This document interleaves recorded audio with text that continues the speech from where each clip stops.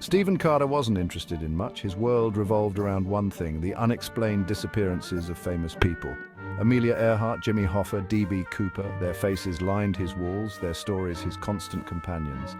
He pored over every detail, every theory, convinced there was a connection. The world saw random events, but Stephen saw a pattern, a puzzle waiting to be solved. He believed they hadn't simply vanished, they had found something else. Friends and family dismissed it as a morbid hobby. He was considered an eccentric at best, delusional at worst. One day, while combing through a dusty collection of old maps and journals in a forgotten corner of the library, he stumbled upon a peculiar entry. It spoke of a hidden cave in the nearby mountains, a place whispered to be a gateway to another realm. The faded ink sent chills down his spine. Could this be it?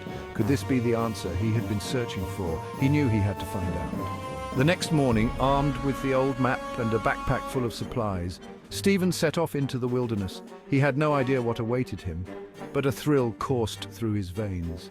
He was finally on the precipice of unraveling the mystery that had consumed him for so long. The rational part of his mind screamed at him to turn back, but he was too far gone. He had to see this through. Don't forget to like and subscribe our channel for more stories. The journey was arduous, the map was old, the terrain treacherous. Doubt gnawed at him with every passing mile. Was he chasing a fool's dream?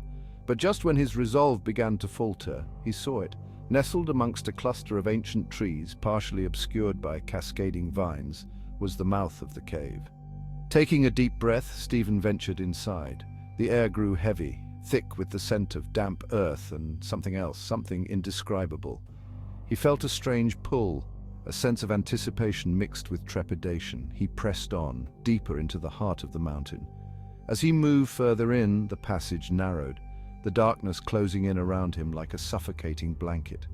He fumbled for his flashlight, its beam cutting through the oppressive blackness, revealing walls adorned with strange symbols. Hesitation gave way to an irresistible pull. Stephen stepped into the swirling vortex. A sensation of falling, of being torn apart and pieced back together, overwhelmed him. Then, just as suddenly, he landed, gasping for breath, on solid ground. He looked around, his mind reeling. He was no longer in the damp, dark cave. He stood in a vibrant city bathed in the warm glow of a double sun. Towers of glass and steel soared into a sky crisscrossed with flying vehicles. People strolled along bustling sidewalks, their faces a mixture of familiar and strange. Holographic advertisements shimmered in the air, showcasing technologies he could only dream of. It was like stepping into a science fiction novel, except it was all too real. Overwhelmed by the sensory overload, Stephen stumbled forward, his senses working overtime to process the impossible. As he explored this impossible city, a familiar face stopped him in his tracks. Standing in front of a holographic display, seemingly engrossed in a news report about intergalactic trade routes, was none other than Amelia Earhart. She looked exactly like her photographs, radiating charisma and a thirst for adventure. Mustering his courage, Stephen approached her, his heart pounding in his chest. He stammered, unsure how to explain his presence, his knowledge of her supposed disappearance, but to his astonishment, she didn't bat an eyelid. She smiled, a knowing glint in her eyes, and welcomed him to this new world. She explained that he wasn't the first and wouldn't be the last to find his way here. This world, she revealed, was a haven for those who had vanished from Earth, a place where innovation flourished, where peace reigned, and where death had been cheated through advanced technology. She introduced him to others: Nikola Tesla, Marilyn Monroe, even Amelia's navigator, Fred Noonan. Days turned into weeks as Stephen immersed himself in this new reality.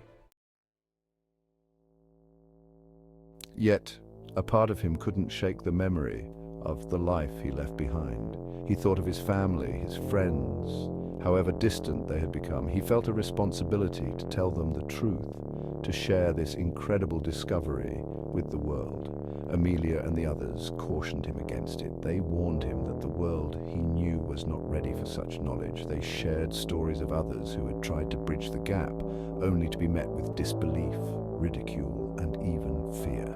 They urged him to think carefully, to consider the consequences of his actions. They knew the price of truth could be steep, But Stephen was resolute. He couldn't bear the thought of keeping this a secret, of letting humanity stumble in the dark, while a beacon of hope existed just beyond their grasp.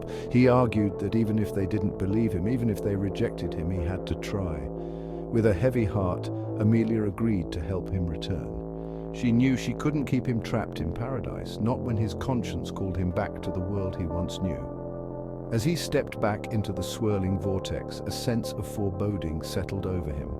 Don't forget to like and subscribe our channel for more stories. The transition back to his own world was jarring.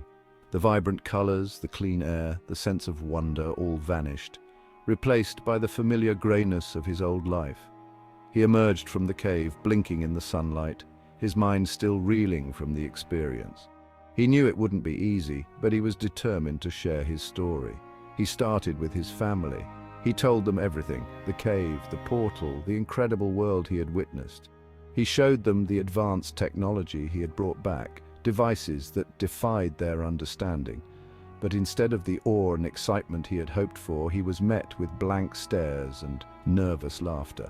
They dismissed his story as a delusion, a side effect of spending too much time alone in the woods. Undeterred, he went to the authorities, to scientists, to anyone who would listen. He was met with skepticism, ridicule, and pity. His sanity crumbled under the weight of their disbelief. He was deemed mentally unstable, a threat to himself and others. He was institutionalized, confined to a sterile room with bars on the windows and a locked door. They pumped him full of medication that dulled the memories, the incredible experiences that haunted his waking hours. But even the strongest drugs couldn't erase the truth he held within him. He saw the pitying looks from the nurses, the dismissive shrugs from the doctors.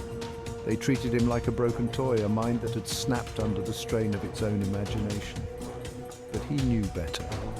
One night, as the full moon cast long shadows across the hospital walls, he made his move. And he ran through the night, the cold air stinging his lungs, his heart pounding with a mixture of fear and exhilaration. He knew they would be looking for him, that his escape would only confirm their diagnosis. But he didn't care. He would rather live as a fugitive than a prisoner in his own mind. He made his way back to the cave, his only sanctuary, his only hope. The familiar path welcomed him back, the forest whispering secrets only he could understand. He emerged from the darkness, the mouth of the cave gaping like a maw, ready to swallow him back into the extraordinary. He didn't hesitate. He plunged back into the swirling vortex, welcoming the disorientation, the feeling of being torn apart and pieced back together. This time there was no fear, only anticipation. He was going home. Amelia was waiting for him, her expression a mixture of relief and concern. She had feared the worst when she heard of his escape, knowing the lengths his world would go to silence him, but she also understood his need to try, his unwavering belief in the good of humanity. He told her everything: the disbelief, the confinement, the escape.